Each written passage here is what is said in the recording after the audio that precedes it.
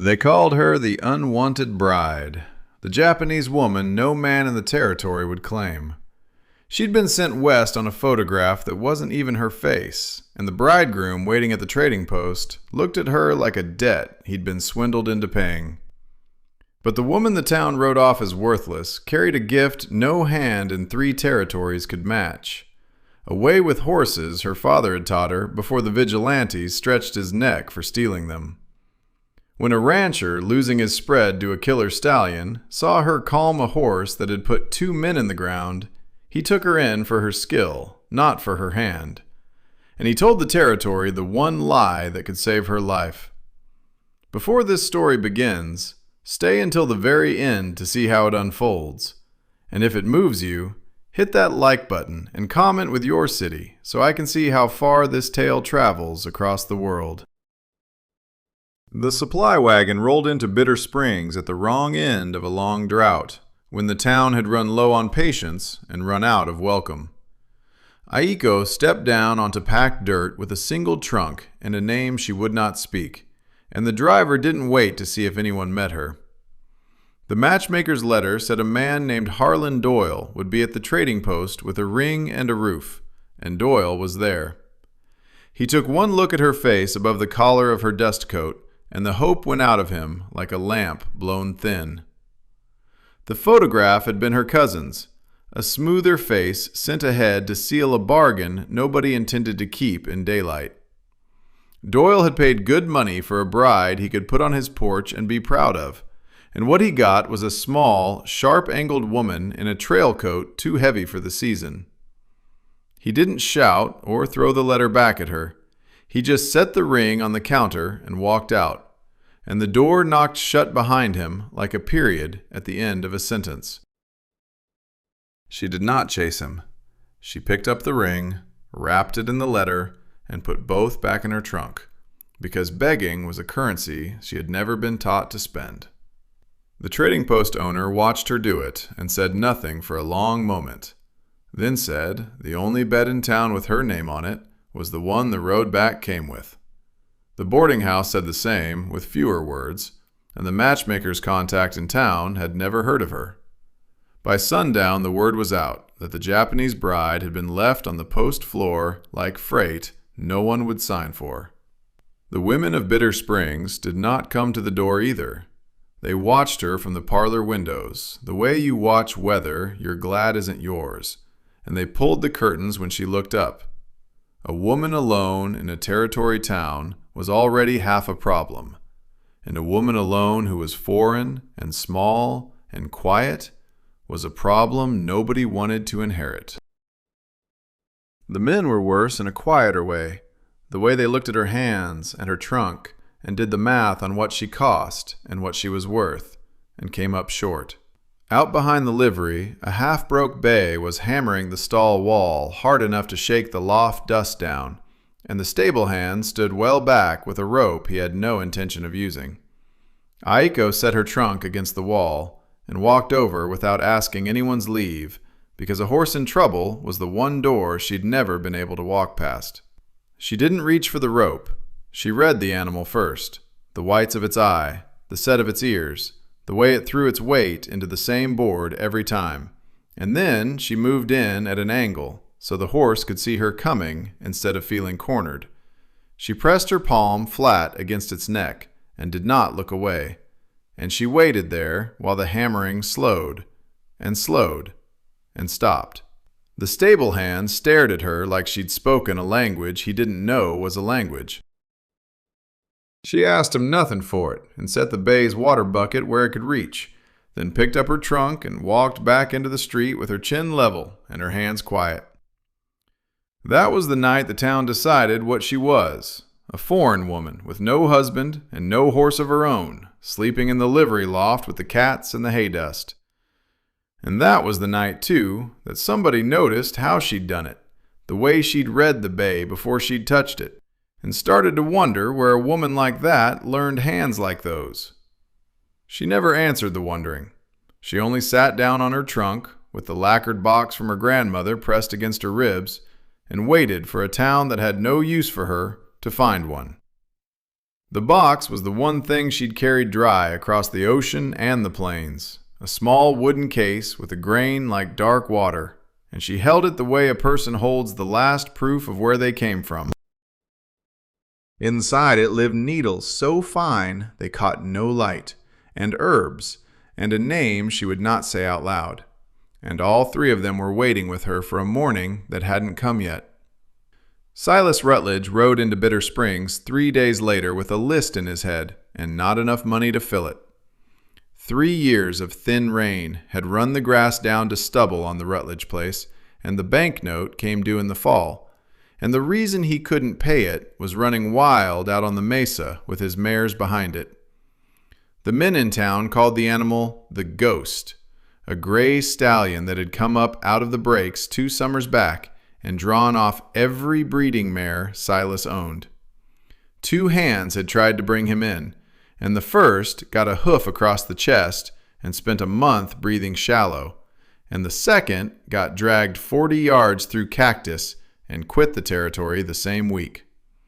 Silas didn't talk about the Ghost the way men talk about horses they're proud of. He talked about him the way a man talks about a fire that's eating his house, with his jaw set and his eyes on the ground and nothing in his voice that could be mistaken for pride. What he needed was wire for the fence line, and tack he couldn't afford, and a hand brave enough to sit a saddle for wages that wouldn't impress a beggar.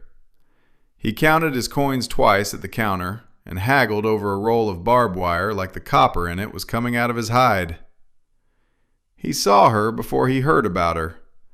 A team had bolted in the street, 2 freight horses gone blind with panic at a rolling barrel, and the driver was hauling leather that wasn't going to hold.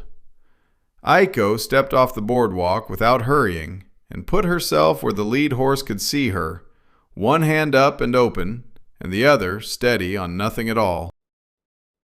She let the horse move its feet and gave it somewhere to go instead of something to fight. And when the eye stopped rolling, she laid her palm on its nose, and the whole team stood down like someone had cut the string. The driver swore at the air, and the horse breathed, and Silas watched her hands and not her face. He had not expected that. He'd come to town for a hand and found something he didn't have a word for yet. A woman who could talk to an animal in a language the animal wanted to hear. That evening he tracked her to the livery loft, her trunk still behind her and the lacquered box open on her knee. And he didn't ask why she was sleeping in the hay. What he asked her was whether she could do that with a horse that wanted to kill her. And the question came out plain and without softening, the way he asked everything. She looked at him the way she'd looked at the bay, reading him before she answered, and her eyes gave nothing back that her face hadn't already decided. Then she said she could try, and the word try was the first one she'd spoken to a man in Bitter Springs that wasn't no or thank you. Silas offered her a roof and wages and the chance to get kicked in the head for a cause, and he was careful to call it work and not charity, because he'd read her face well enough to know that charity would send her walking. She said yes because the deal was honest, and because a roof over a skill was closer to home than a ring over a stranger ever had been. He loaded her trunk on the buckboard himself and didn't offer her his hand up, because she'd already put her foot on the wheel before he could reach for her. They rode out of Bitter Springs with the town watching from the same parlor windows, and nobody came out to stop her, and nobody came out to wish her well. She sat on the board beside him with her spine straight and her coat pulled close, and she didn't look back at the town that had no use for her, and she didn't look ahead at the ranch she'd never seen. She looked at his hands on the reins, the way he held them loose and let the horses pick their way, and she decided he was a man who listened to his animals before he told them what to do. A stranger's wagon was how her father's trouble had started too, and she carried that thought with her down the road without saying it, the way she carried everything that mattered. The Rutledge place sat in a bowl of brown grass between 2 low ridges, and the fences that were supposed to hold a herd held mostly sky. The bunkhouse leaned a little, the barn was sound but short on hay, In the hands were 4 men who'd stayed because they had nowhere cheaper to be. Their foreman, Wes, made it clear before Silas's buckboard stopped rolling that a woman didn't belong in the tack room, and a foreign woman belonged there even less. Wes was a wide, sun-cracked man who spoke in short sentences and meant every one of them. He told her the bunkhouse was for the men, and the corral was for working, and he'd be damned if he'd watch a woman get killed on his watch for politeness. She listened to all of it without changing expression, and then she asked where the hard horse was, the one none of them would ride. Wes laughed without humor and pointed at a red bronc in the far pen that had put 2 riders in the dirt that week alone. She didn't saddle the bronc the way they expected, with force and a fight and a rope around the snout. She stood at the rail and let him look at her, and looked back without challenge, the way you'd look at a creature you intended to understand before you intended to bend. She eased the saddle on like she was asking permission for every strap, and when she swung up, the bronc came apart beneath her the way they'd all paid to see. But she rode the first buck the way her father had taught her, loose in the knees and quiet in the hands, giving the horse room to thrash without giving him a reason to keep thrashing. And when the bronc figured out that fighting her was just wearing himself out, he stopped. She rode him twice around the pen at a walk, stepped down, and hung the bridle on the rail. Wes didn't say a word. He turned and walked back to the bunkhouse without looking at her, and the silence he left behind him was the only kind of approval a man like Wes knew how to give. That silence was the win, and she took it the way she took everything, without making a show of it, because a show would have spent it faster than she'd earned it. The work was brutal after that, and the hands tested her in the small ways men test a thing they don't want to admit they need, sending her to the far water tank in the heat and saving the foulest chores for her end of the day. She did them all without complaint and without slowing, which bothered them more than complaint would have. Silas gave her the empty room off the kitchen, a narrow box of a place with a window on the corral, and the deal held the way a new fence holds, tense and waiting to be tested by something heavier, while the men began to watch her work the horses the way you watch weather turning, not trusting it yet, but unable to look away. She noticed the arm before he did, or before he'd admit it, the way Silas favored his left when he thought no one was looking, and the cuff of his shirt rode up one evening to show a cut gone the wrong color, red shading toward green. She said nothing, and only filed the watching away where she kept the thing she intended to fix, whether he asked or not. A week in, a supply rider stopped to water his horse at the Rutledge tank and watched her bring a green colt to its first saddle in an afternoon, and his face changed in a way that had nothing to do with the horse.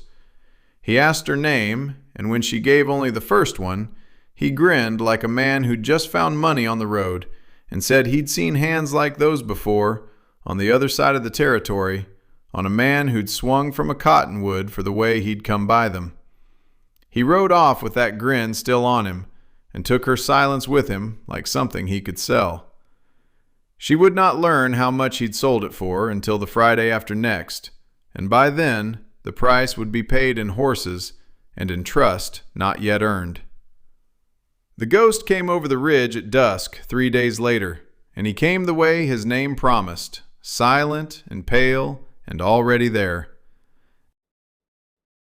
He was a big gray, scarred across the chest from fights no one had seen, with a mane bleached by sun, and a way of standing that said the ground under him belonged to him and always had. He drove the mares ahead of him through the fence like the wire wasn't there, and a rail snapped when he shouldered through it, and he stood on the broken line in the last light, and looked at Silas across the yard with his ears forward and his head high. Silas didn't cuss. He just stood on the porch with his hands on the rail and watched half a season's profit walk off the mesa behind a horse he couldn't catch, and the cost added up behind his eyes. 2 hands had already paid for trying, and the ghost had killed the first one clean with a hoof to the skull, and crippled the second so bad the man still walked crooked 2 territories away. Silas had a banknote and a killer stallion and a ranch that was sinking, and the three of them were tangled together in a knot that only one thing could cut. Iko asked to try him, and Silas said no, fast and flat, the way you say no to someone you don't want to bury. She didn't argue, because arguing with a man about his own fear was a fool's errand, and because she'd learned from her father that the fastest way to a wild horse was the slow way around. She started at the fence instead, standing at the rail in the mornings while the ghost paced the far end of the corral, and she did nothing but let him see her and smell her and decide she wasn't coming for him. She read the fear before she read the anger, because the anger was just the fear wearing a louder coat. She watched the eye that rolled white when she moved, and the ear that pinned when she stood still, and she learned that he hated a hand coming at his head, and didn't mind a hand along his neck. Each fact she filed the way her father had taught her, like she was writing a letter to an animal who could only be read one line at a time. Day after day she moved a step closer, at an angle and never head on, and she waited for the head to drop and the lip to loose, the signs her father had said meant the horse was choosing to stay instead of choosing to flee. The hands stopped laughing about the foreign woman at the fence by the second week, and they started watching by the third, and Wes brought her coffee one morning without being asked and set it on the rail and walked off without a word. The respect came in the shape of silence and small acts, the only currency a crew like that knew how to spend, and she took it without making a show of it, because making a show would have spent it faster than she'd earned it.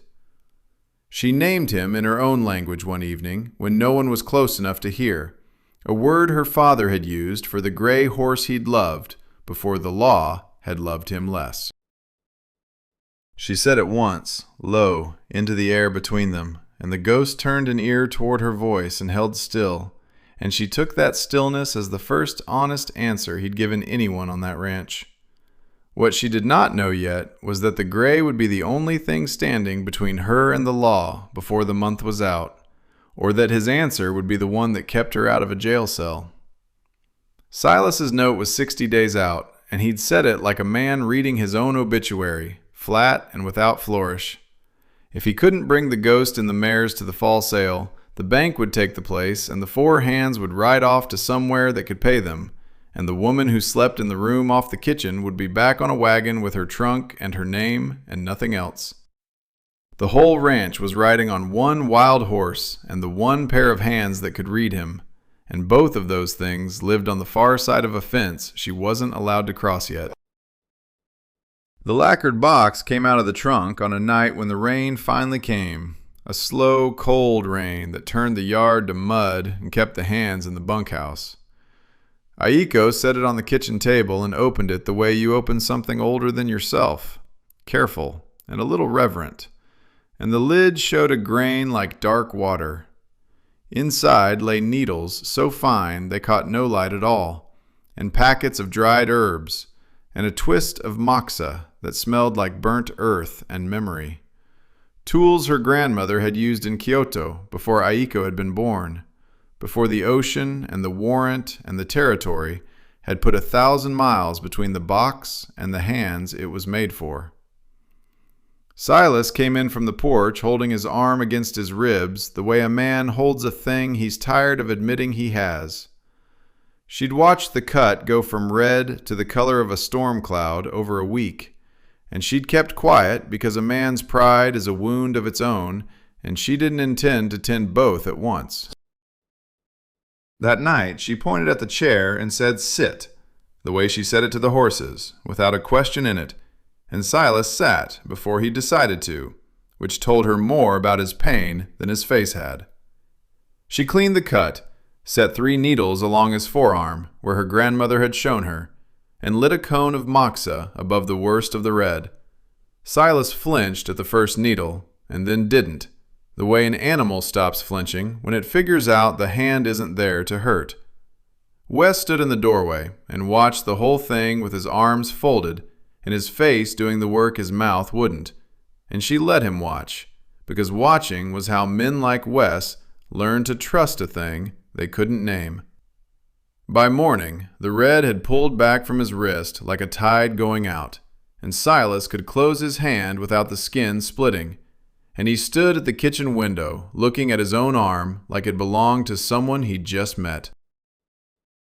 Wes left a tin cup of coffee outside her door and a clean rag folded beside it, and he didn't knock, and that was the closest thing to a thank you his pride would allow. The bridge between her and the crew got crossed that night by a cowboy watching his foreman's arm heal, not by anyone explaining what the needles were for, and the ranch was the quieter for it. She sat out on the step after, with the rain slowed to a mist, and Silas came and stood near her and asked one careful question about the box. She told him only that her grandmother had been a healer in Kyoto, a long way from here, and she let the rest stay in the dark where she kept her father's name.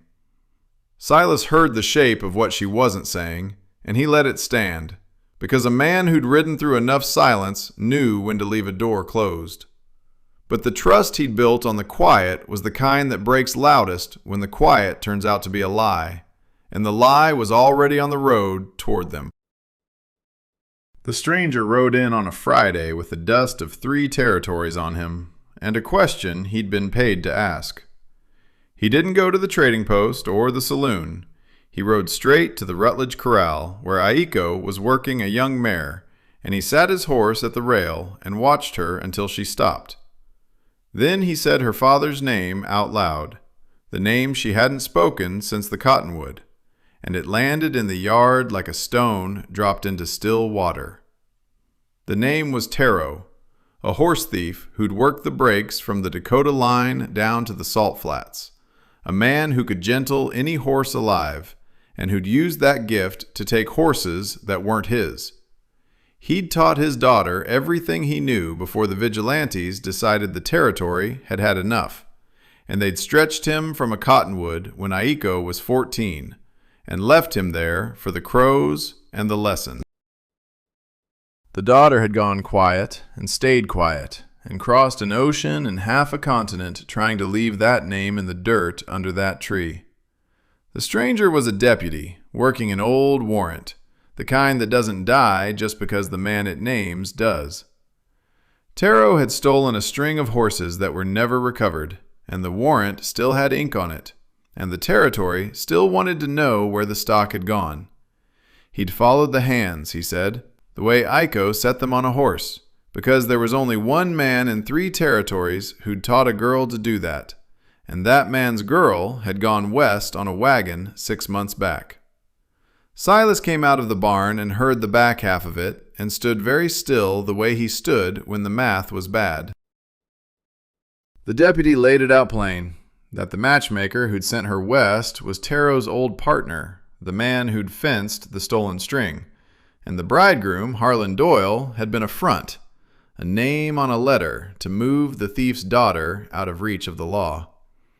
She hadn't been sent to be a bride at all, and she'd known it, or suspected it, the way you suspect the shape of a thing you've agreed not to look at directly. She'd been sent to vanish, and the territory had been kind enough to help her do it, until someone followed the hands. She didn't deny any of it. She stood at the corral rail with her hands at her sides and her chin level, and let the truth of her walk into the open like a horse she'd finally stopped holding. What she said was that her father had taken horses, and that he'd also taught her to bring them back whole, and that those 2 things had lived in the same hands, and she'd never been able to pull them apart. Then she went quiet again, because there was nothing left to say that the town wouldn't hear better from the shape of what she did next. The town heard it within a day, the way a territory town hears everything, through the rider and the store and the men who drank at the saloon and needed a fresh thing to judge. The hands at the Rutledge place went cold, and the ones who'd brought her coffee brought their distance instead, and the trading post in Bitter Springs let it be known that they wouldn't sell wire or grain to a ranch that kept a horse thief's daughter under its roof. Everything she'd built in those weeks of quiet work turned conditional on a name she hadn't chosen, and the condition was that she leave. Silas didn't send her away that night, and he didn't say he would, but he didn't say he wouldn't either, and the not saying was the thing she couldn't read. She watched him across the yard the way she'd watch a horse deciding whether to bolt or stay, and she couldn't tell which way he was leaning, and the not knowing was worse than a no would have been. Wes wouldn't meet her eye at supper, and the men ate with their hats on and their talk about anything but her, and the kitchen felt like a room with a draft in it that no one would name. She packed the lacquered box back into its cloth that night, not because she decided to go, but because a woman who'd learned the hard way kept her exit where her hands could find it in the dark. The deputy came back at the week's end with a date on his tongue and the patience of a man who knew the math was on his side. He told Silas on the porch, out of her hearing, that he could turn the woman over clean and quiet, or he could keep her and watch the marshal ride down with a search warrant and a crew that would tear the Rutledge place stem to stern for Taro's stolen string. And the bank, the deputy said, the way a man names the blade he's about to use, the bank would hear about it either way, and a ranch harboring stolen stock was a ranch no note would carry. Silas listened to all of it with his hands flat on the porch rail and his face giving nothing back, and he asked one question, which was, how long? The deputy said 3 days, because the law liked to be seen as fair before it was seen as final, and he rode out to give the deadline room to do its work. 3 days was longer than the banknote allowed, and shorter than the time it would take to gentle the ghost, and Silas stood on that porch and understood that the choice in front of him was the ranch or the woman, and that the territory had made it so he couldn't have both. The choice broke open the wrong way before he could make it. On the second night, with the yard tense and the hands not sleeping well, a gate got left open that shouldn't have been, whether by a careless hand or a frightened one. The ghost came down off the mesa in the dark and drove the mares out through the gap, and by morning half the herd was gone into the breaks, and the ranch that had been weeks from saved was ruined in a single night. Aiko stood at the empty pen and blamed herself, because her name had put the fear in the hand that left the gate, and the hands blamed her too, and even Wes, who'd watched her heal his boss, couldn't look at her across the wreck of the fence. The mares wouldn't come back easy, and they wouldn't come back at all while the ghost ran them, because a lead stallion keeps his herd like a man guards his name, with his body between it and anything that moves.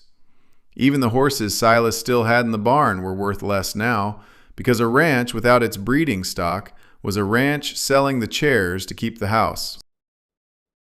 The banknote and the warrant and the gray stallion had all become the same knot, and the only blade that could cut it was the woman sleeping in the room off the kitchen, and the only day she had to cut it was the day after the next. She packed the medicine box that afternoon. She folded the cloth around it and set it on the buckboard, and told Silas she'd go before the law had to come and drag the place down around him, because she'd already cost him his herd, and she wouldn't cost him his land, too. Silas found her at the wagon in the last light, and he didn't make a speech about it, because the turning points in a life like theirs were never speeches. He walked up, took the box out of her hands, and set it back inside the kitchen door, and the action was the answer, and she read it the way she read a horse that had finally decided to stay. He'd been doing the math in his head since the deputy rode out, the only math that could save both the things he refused to choose between. The ghost was worth more broke and saddled than all the mares that had run, because a tame stallion of that blood could be sold or studded or shown, and a man riding the horse that had beat every other man would have proof his hands were real and clean.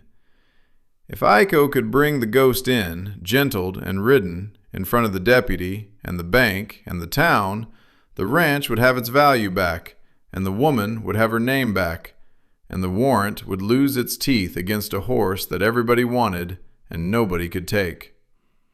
He told her the plan, standing in the dirt by the wagon, short and plain, the way he told his hands everything. And he said, 1 stallion, 1 morning, every eye in the territory on the rail. She looked at him a long second, the way she'd looked at the bay and the bronc and the gray, reading whether he meant it or only needed it. Then she said, 1 morning, and he heard the try in it again, the same word she'd given him in the livery loft, and he knew she was in. The third morning broke clear and gold and wrong for what it had to carry, and the Rutledge yard filled up with the people who'd come to collect something. The deputy was there with his warrant and his patience, and a man from the bank with a ledger and a face built for saying no, and half of Bitter Springs behind them, the ones who'd said she was worthless and the ones who'd said she was dangerous. All of them had arrived to watch the foreign woman fail or be taken, which to most of them looked like the same thing from different ends. Silas stepped off the porch and told them they'd get their answer by noon, and the answer would be the ghost, gentled and ridden, brought in by the woman they'd come to drag out. The deputy smiled the small smile of a man who'd just been handed a faster win, and the bank man wrote nothing down, and the town settled along the fence to watch a horse kill the last thing standing between them and the story they'd already decided. Iko walked into the corral with a rope and nothing else, and the ghost was at the far rail with his head high and his eye already white at the edges. She doesn't look at the crowd but at him, the way she has for weeks, reading the fear under the fire, and she lets him move his feet while she stands still and lets the dust come up between them. She moves in at an angle, never head on, one hand open and low and the other quiet at her side.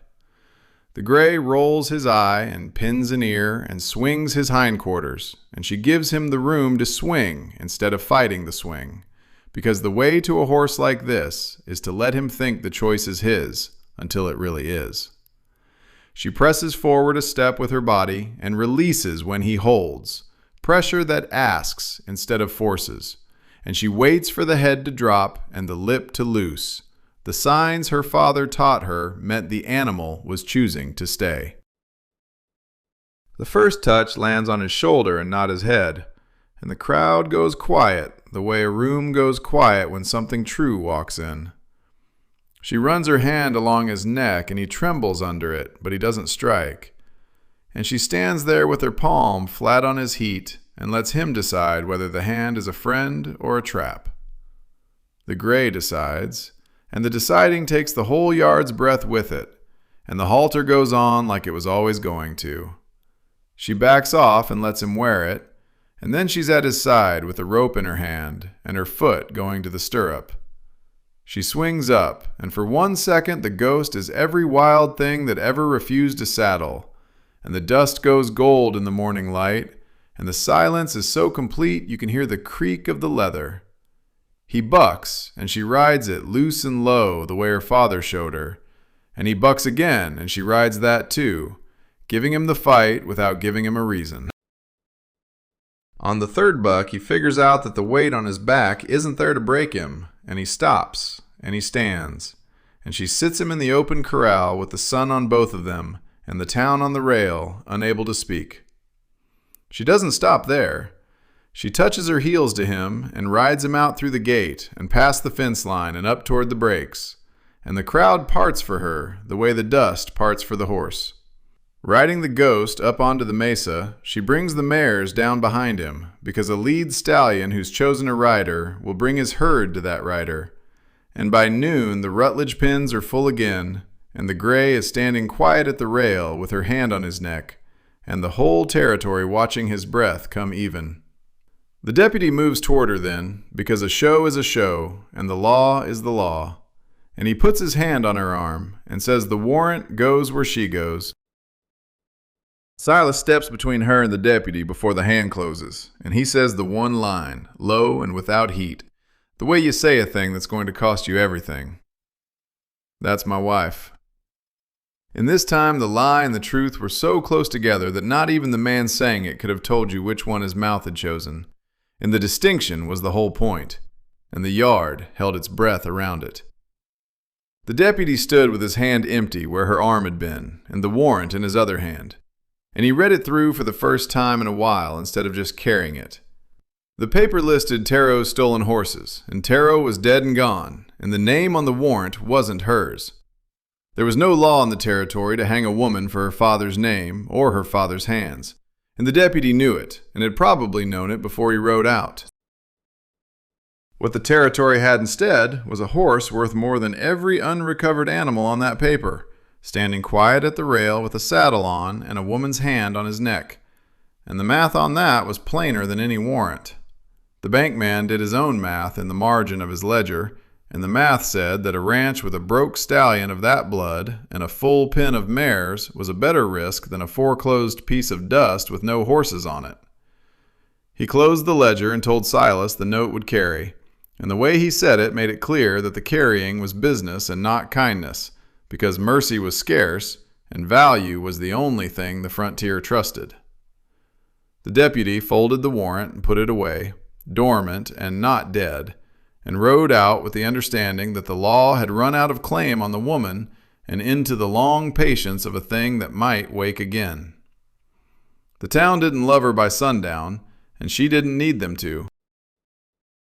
What they gave her was the harder thing, the kind of respect that comes from having watched a person do the impossible and not brag about it after. And it showed in small ways that meant more than warmth. Wes nodded at her across the yard. One nod, the whole sum of what he had, and the trading post sold wire to Rutledge again, and didn't say anything about it. The hands called her Iko for the first time, instead of the woman or the foreigner or nothing at all, and the name in their mouths was the closest thing to a welcome the territory could extend. The marriage settled into something real in the quiet way that things do when no one is watching for the ceremony. 2 cups of coffee on the porch at dawn, and her hand resting on his healed arm, and neither of them naming what had grown between the lie and the mourning. Not love yet, and not even trust all the way through, but a recognition, the kind her father had said was the only thing worth crossing an ocean for. 2 people who'd learned what it cost to stand alone, and had decided to stand together and pay the cost out of the same purse. She carried her father with her after that, the way a hand carries a scar, and she never did pull the 2 halves of him apart. He'd taken horses that weren't his, and he'd loved horses more than most men loved anything. And the same hands had done both, and the territory couldn't decide whether she was the thief's daughter or the woman who'd saved a ranch. And neither could she, and that was the only honest answer the story had. A gift from an outlaw could be redeemed by how it was used, and belonging could be earned with quiet courage instead of granted by a wedding or a name. And the warrant slept in a drawer somewhere and did not promise to sleep forever. The ghost stood on the ridge at dusk with her hand on his neck and the mares below him in the last light, and the question of who she really was stayed open on the wind like a gate no one had latched. Drop a comment with your city. I want to see how far this story travels.